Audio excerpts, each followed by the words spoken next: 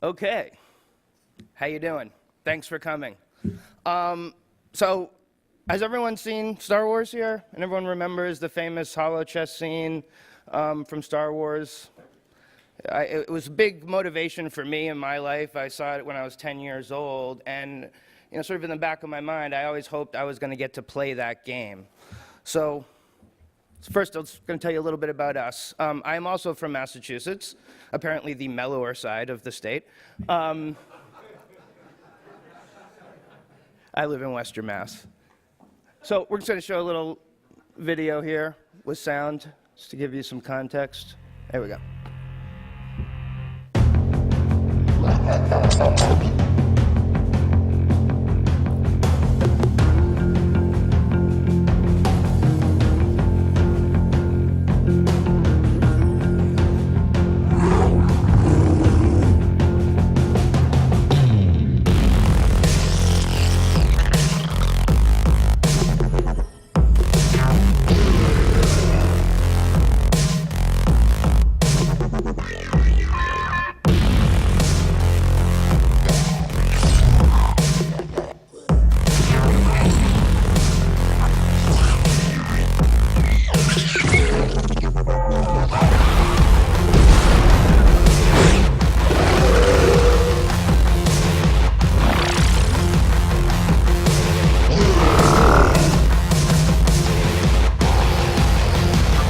So over the years, I've been creating monsters for directors to play with, and now I'm creating monsters for you to play with.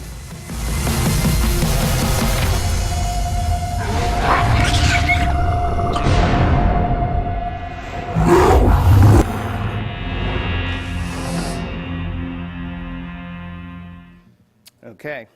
So just a couple slides, because everyone always asks me, how did you get to work with Phil Tippett, and who are you? So we feel like we're pioneers because we started this really early, and we believed, and we still believe, in augmented reality gaming. We started HoloGrid well before Pokemon Go was announced, and we just sort of looked at the market, and we saw all these sort of augmented reality gimmicks in sort of the toy and kid space where we habitate a lot, and we didn't see any real games, like games that you could actually play with depth. And we just felt, just by showing it to our friends, we saw the reaction people were having to it. They'd never seen anything like it before. So we said, we were exploring that, basically. We just got some great accolades, and we were finalists here as well, so it's great. Our background, our experience, we have done a lot with location-based gaming, like Johnny was talking about, and that's something we're actively looking into now. Augmented reality, virtual reality as well. And we also do a lot with the toy space and toy companies with connected toys. We're experts in that sort of physical to digital connection. These are some of the clients we work with. HappyGiant is our company where we do our own stuff. I also have Pileated Pictures. That's what we do service work as. So this is me. My background is I really started my career out here working at LucasArts, Lucasfilm Games when I started. You can see me getting older, and now here are the final result. But worked on a bunch of great games there, and what I did there was really sort of develop art paths. As each new game started, the technology was changing so quickly back then, and I guess is again now. Went from 2D to 3D, or to video to 3D. There was massive changes that had to happen. Oh, I don't need to look behind me. That's wonderful. Okay, so we're here to talk about HoloGrid Monster Battle and kind of how this all happened. We actually didn't start out with the premise of, let's make HoloChess. That was actually the furthest thing from our mind. I just have friends who work at Tippett still from my days at Lucas. I did a lot of work with ILM there because we were kind of trying to figure out the same types of things together.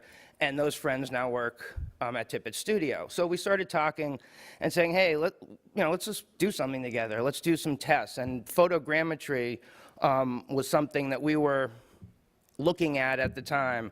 Of course, this is the scene Phil made for HoloChess, and some of the other things Phil's done over the years as well. Of course, there's a shot when he brought it back for Force Awakens in the bottom there.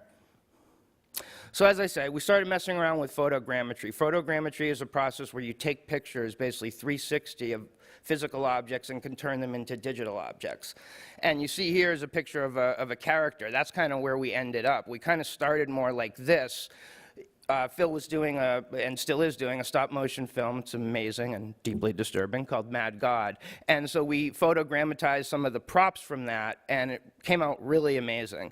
And so that kind of gave us the idea, hey, what if we actually did this on a character? They had done some tests on prop pieces, but I'd never seen it done with a character before, where we could photogrammatize it and then rig it and bring it to life. So we did that, and it just had this amazing look. And sort of on the side, we were doing all these tests with AR, and that's kind of where we had this, I call it our, Reese's Peanut Butter Cup moment, because we kind of said, hey, what if we put the photogrammetry and the AR together? And we just did this test, and it literally just popped off the screen, and we were like, okay, now we have to make HoloChess. So we kind of set out down that process, and the first question I asked Phil Tippett was, okay, was there any game design at all behind that 9-second scene? And he's like, basically, what's a game? So we had to completely design this. So we kind of had two separate goals here, to sort of be inspired by HoloChess, to make a game that looked and felt like that, but then turn it into an actual real game that had depth and replayability. So we started out, after developing a prototype, going to Kickstarter. That went well. We did it about a year ago, on May the 4th. After the Kickstarter, we came out with the product months later. And so the goal with HoloGrid was to build a product for mobile AR today, because we believed in that, and we still do, but also use it as an experiment and as sort of our vehicle to, and this was, before HoloLens, before any of these companies were announced, but we saw what was coming in the future of AR, and we said, hey, we can make this for mobile AR, but then we can bring it and be a first mover on these new platforms as they become available. Just at the show, we just announced it's on Tango, and I'll talk about some of the other platforms it's on as well. So the game is a card-based strategy game, as you saw in the video. It's similar like Magic or Hearthstone. For the mobile version, which you see here on the left, you use physical cards like Magic. You scan them in through your tablet or phone. The creatures come to life. You build your team up through typical deck building. And then what we did is we set it on a board to give it that added strategy element. So it's kind of like chess meets Magic, basically, where with the way we set up the game, you have over 2,500 team combinations. But what we really built here is a platform. So this platform can be used for many different types of board games in augmented reality. And apparently, as we've gone through this journey, we found out there's a lot of interest in the sort of concept of board gaming for augmented and virtual reality, which honestly we didn't even plan on when we started this out. So here's just a little talking about the mobile edition. It's out now. You can get it. It's on Amazon. It's on our website. And I also have cards if anyone wants more info. But it's an expandable AR, VR, base board CCG mobile game. Runs on all major mobile platforms, iOS and Android. Don't really need a super high-powered device to run it, though it's always better. And it's scalable to next-gen platforms. So this is the full game, ships in a box, which I meant to bring up here, but it's a very small box, has cards, has stands for your devices if you don't have stands, and the rest is basically done through the app. And here's a couple more pictures, shows when you build your team up at the beginning.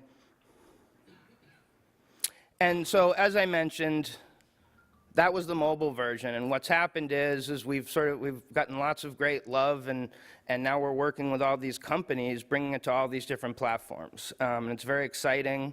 It's also scary, but I've always been on that bleeding edge, and we're not afraid of it. So a lot of times we have to, when you're the first developers working on a platform, there's always bumps and bruises, but you learn a lot, and hopefully you help the platform holders as well as you're making it.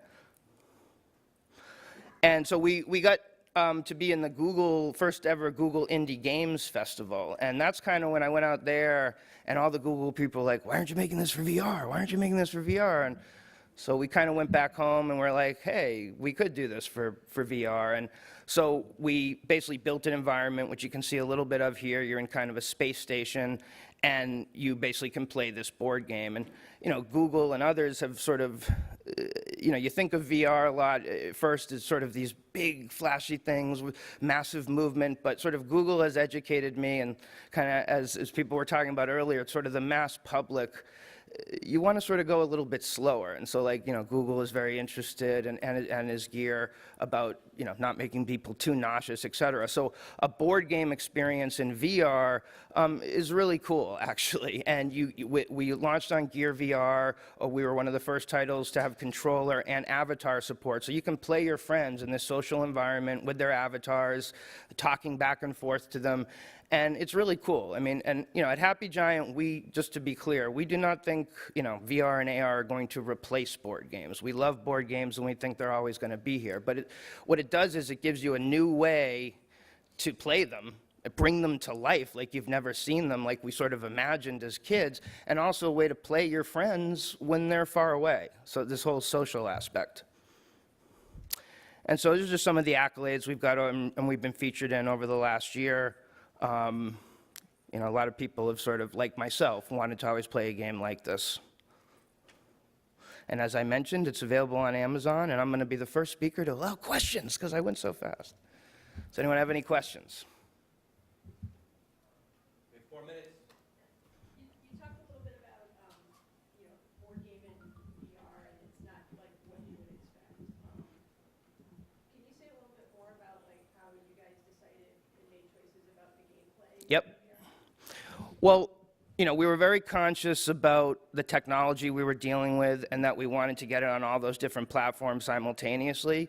So for those reasons, we didn't sort of set out to make a game that, you know, used spatial mapping where you would put creatures all over a room, because that wasn't going to be sort of replicable on mobile. You know, so we wanted to start out simple and sort of recreate that traditional board game experience. We still use spatial mapping on Tangle and HoloLens because we can place the board on a table, and then you can move around it and play whether you're in the same room with others. But the actual gameplay itself is a turn-based game. You can play against other people with multiplayer, or you can play the game itself, the AI. It's mana-based, and really the goal of the game is to destroy the other player's champion, like chess. Our champion is basically like the king and queen combined. All the characters in the game have unique abilities, their spells, etc. So the combinations of how you kind of use those characters in the game and their abilities, that's what gives it like the endless depth and strategy. And, you know, I know the programmer who works for me who didn't actually work on the AR version, he did the VR version, so he really knew nothing about the game. He came onto it, and after he was working on it for a couple months, he like started asking us, who designed this game? You know, this is incredible depth. I was like, well, we did, thanks. So that was cool to hear, even from one of our own.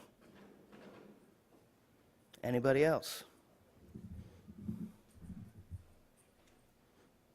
Yes. You said it's a platform.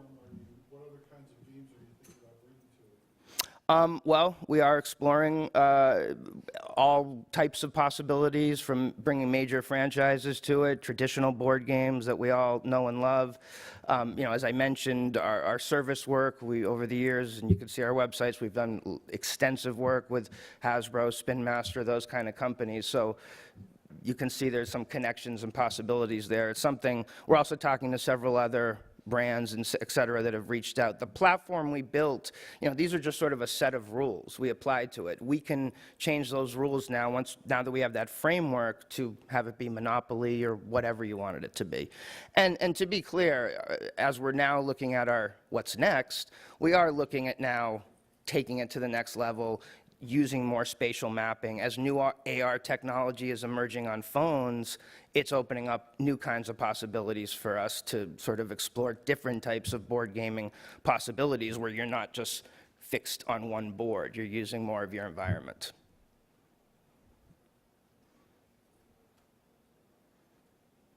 Yes?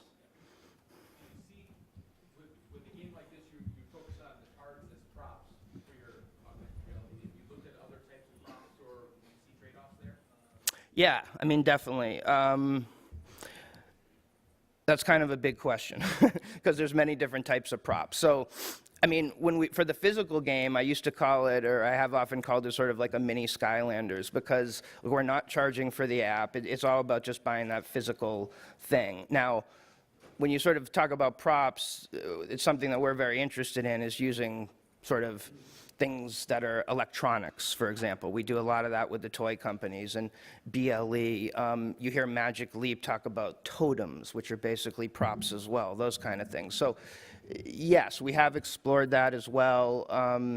It just wasn't sort of, for this game, because we were sort of making a card game, and we know because of Hearthstone and Magic, there's a rabid sort of fan base of those kind of games. That seemed like the logical prop for this kind of game. We also did a lot of, those cards are our AR markers, right? And sort of, that was one of the big sort of moments when we figured out we could do that, because we had tests, a couple years ago where we had the big, fiduciary markers on our cards, and it just didn't look cool. And we're like, oh, people who play Magic, whatever, they love the art. And so as the tech evolved and we used Vuforia for the mobile version, which we felt at the time had by far the best tracking of images, we designed the cards very carefully to sort of read as markers. We had to do a lot of tweaks to get them to work. I hope that answers the question. Okay, thank you. I have stuff over here if anyone wants it.